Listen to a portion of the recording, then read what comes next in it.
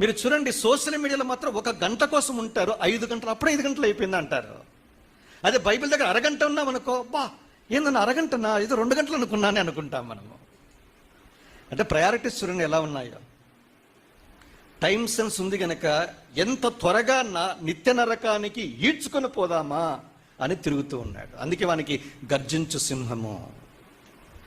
కనుక నీవు నేను యెహోషువను ఒక సైనికునిగా చూస్తాను. నేను చాలా వేగంగా వెళ్తాను. 3వది సంఖ్యాకాండము 13-14లో ద స్పై, ఒక వేగు చూచే వ్యక్తిగా చూస్తాను, గూఢచారి.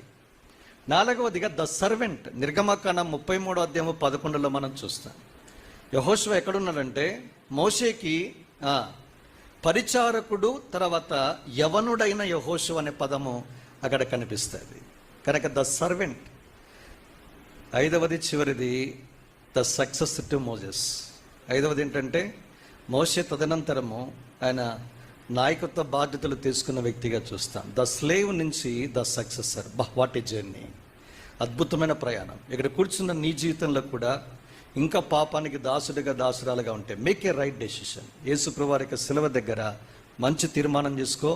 అద్భుతమైన వ్యక్తిగా దేవుడు నిన్ను రక్షించి తన కొరకైన సాధనంగా నిన్ను సిద్ధపరుస్తాడు. ఈ తరంలో అనేక మంది యెహోషువలను ఈ స్థలము నుంచి వచ్చిన మీ స్థలాల్లో దేవుడు లేపుకొని తన పని కొరకు వాడుకోవాలని తాను సంకల్పిస్తూ ఉన్నాడు. ఆయన ఉద్దేశం నెరవేర్చి భూమి మీద ఆయన మహింపరచినట్లుగా యవనస్తులైన మనలను దేవుడు సిద్ధపరచునుగాక. ఇలాంటి